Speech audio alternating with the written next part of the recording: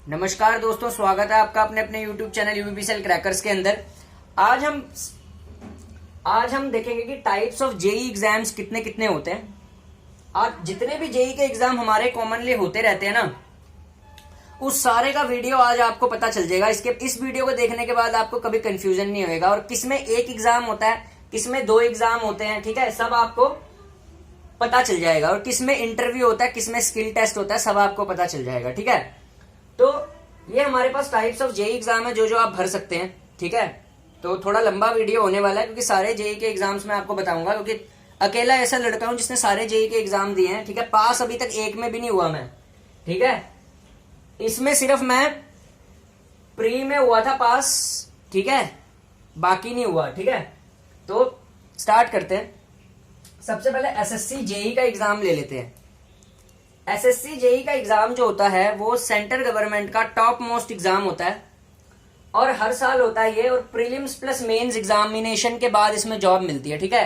Interview नहीं होता, prelims plus main होता है। एसएससी जेई का एग्जाम जो होता है हर साल का one of the top most exam होता है। एसएससी जेई का सेंट्रल गवर्नमेंट जेई का एग्जाम होता है, ठीक है। और इसमें ग्रेड पे भी लिख देते हैं, 4200 ग्रेड पे की जॉब होती है, ठीक है। 4200 ग्रेड पे की, ग्रेड पे भी लिख देता हूँ साथ में, तब आपको पे स्केल पता चल जाएगा।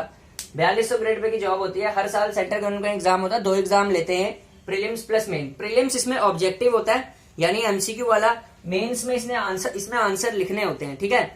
तो एक बार 2019 में मैंने प्री क्वालिफाई किया था इसका, लेकिन मेन से बाहर हो गया था, ठीक है।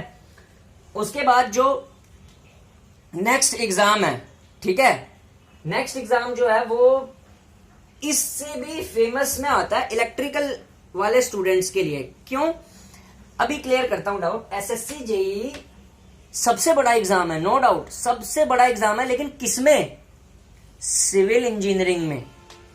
एसएससी जेई के आप डिपार्टमेंट की जॉब प्रोफाइल देखोगे, जैसे सीपीडब्ल्यूडी हो गया, ठीक है, यहां जॉब मिलती है। सीपीडब्ल्यूडी, फरक्का बैरेज, बीआरओ, ठीक है, एनटीआरओ, ठीक है।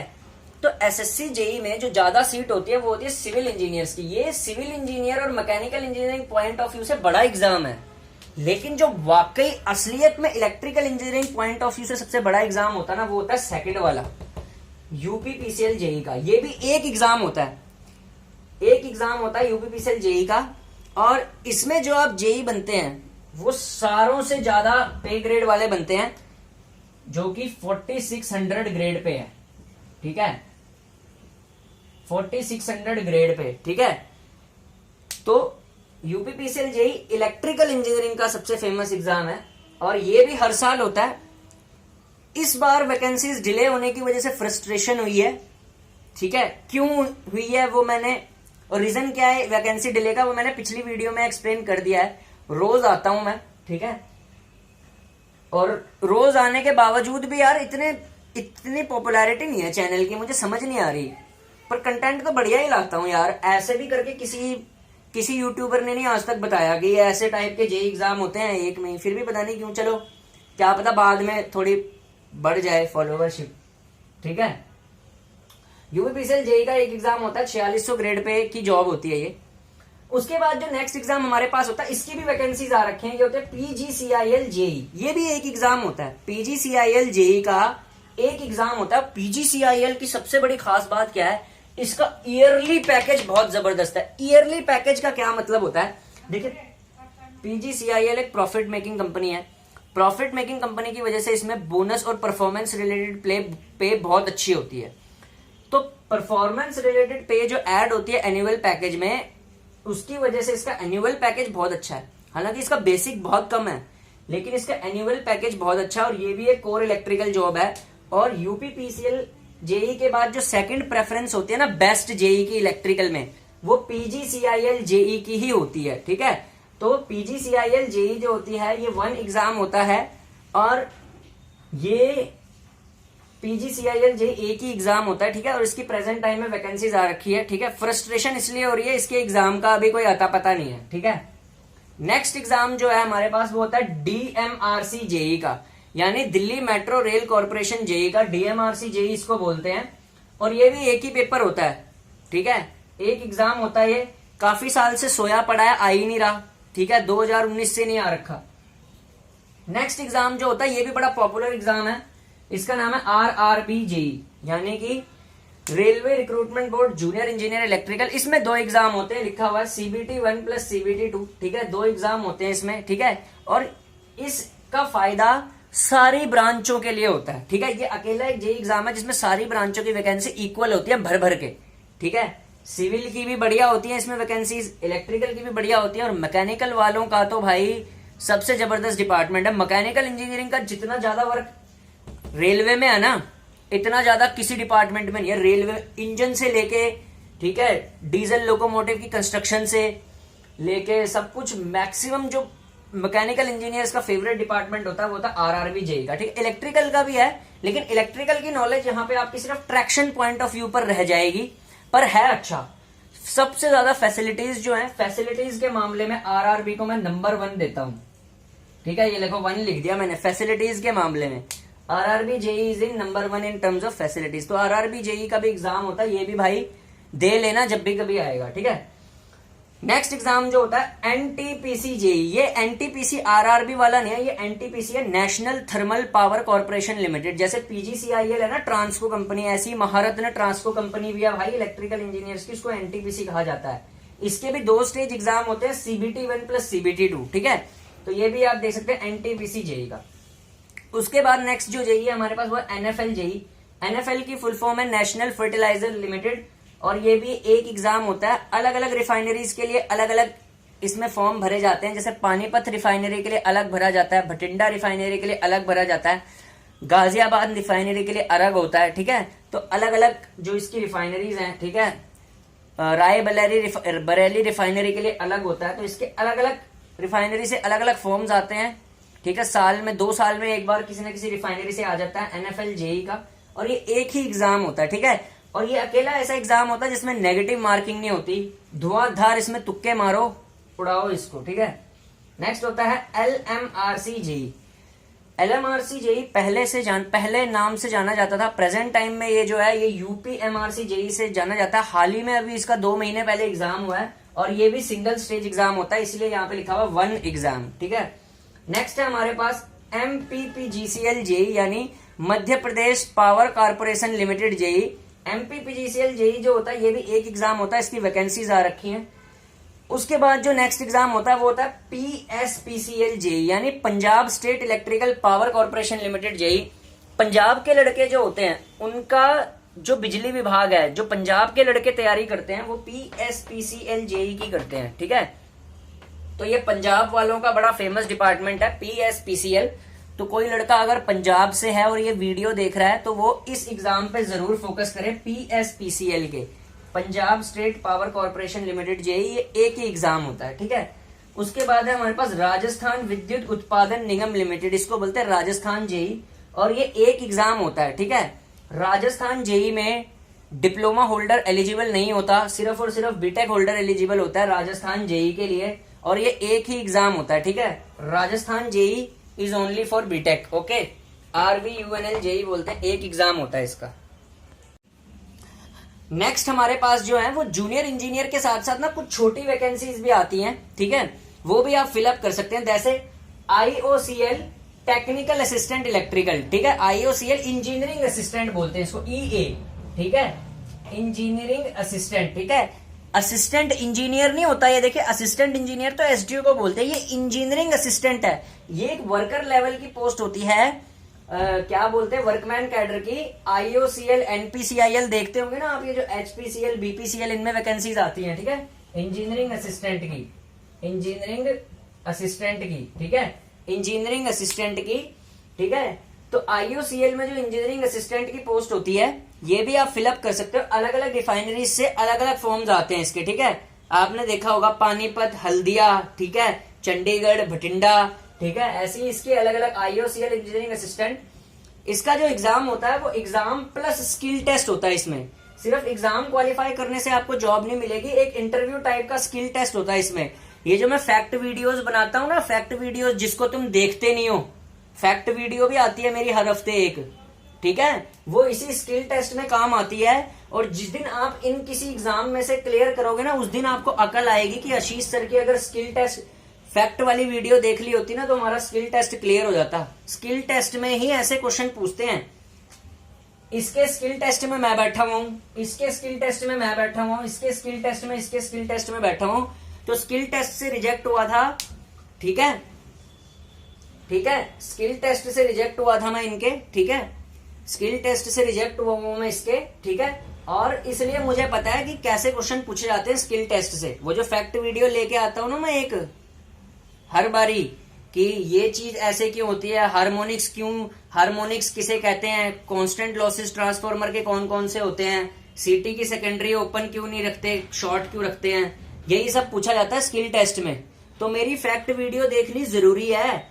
एक तो मैं लेक्चर लेके आता हूं और एक हर हफ्ते फैक्ट वीडियो लेके आता हूं, ठीक है। तो वो फैक्ट वीडियो देखनी बहुत जरूरी है जिसने इस टाइप के पेपर में बैठना है, ठीक है। आप भी कभी ना कभी दोगे ये पेपर जब कभी आते हैं, ठीक है। और अगर नहीं देने तो वो फैक्ट वीडियो आपको लाइफ में काम आएगी, ठीक है ना। वो फैक्ट वीडियो आप तब भी देख सकते हो, लेकिन जो मैं फैक्ट वीडियो लेके आता हूँ वो इसी स्किल टेस्ट के लिए लेके आता हूँ, ठीक है ना।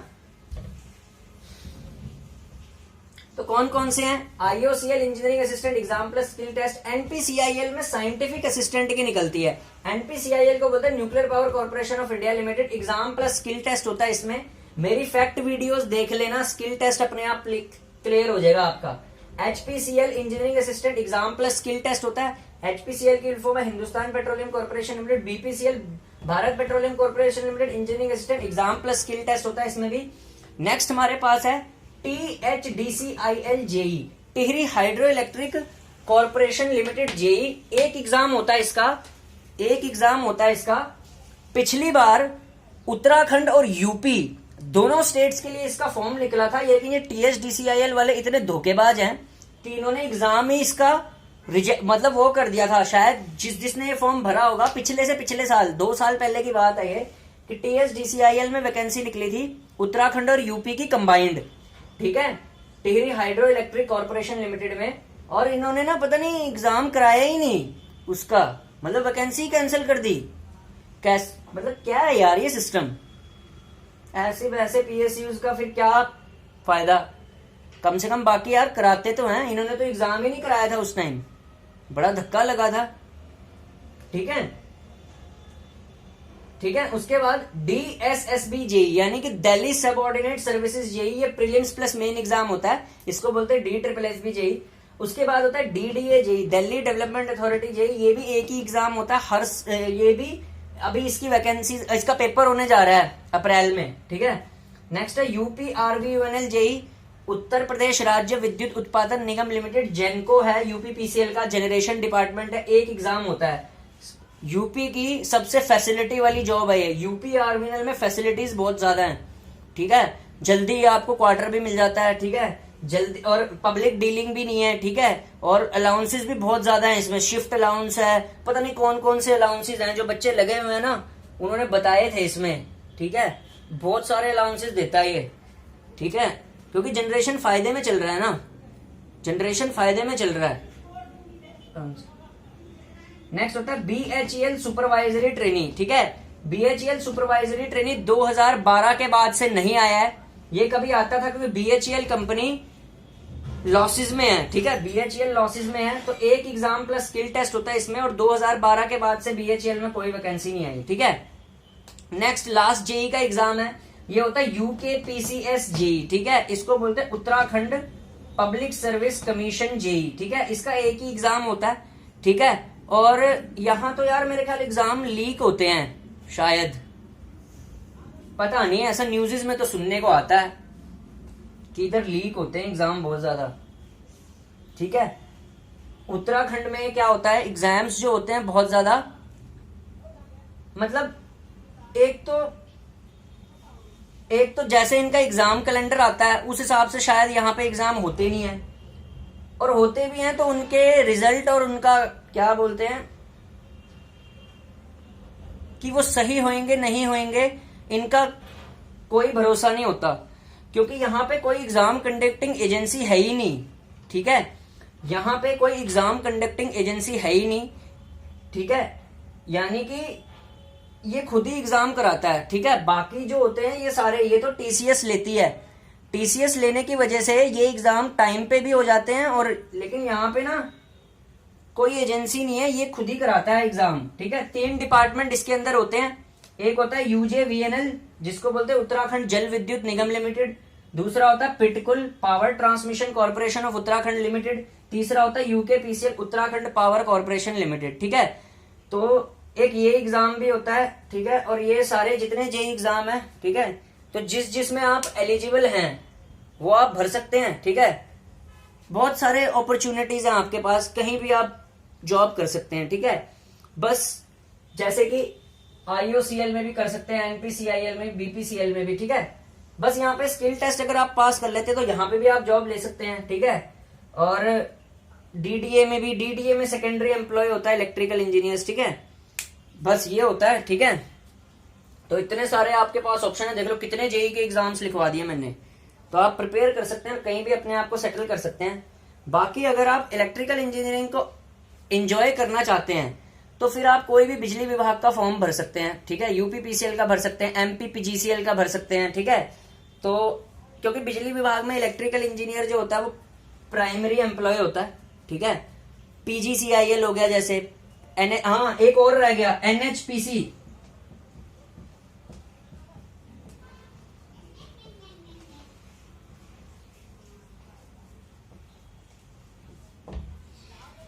एनएचपीसी का टेंडर पास हो चुका है, इसकी वैकेंसी मई में आने वाली है। एनएचपीसी जेई एग्जाम एक ही एग्जाम होता है, ठीक है।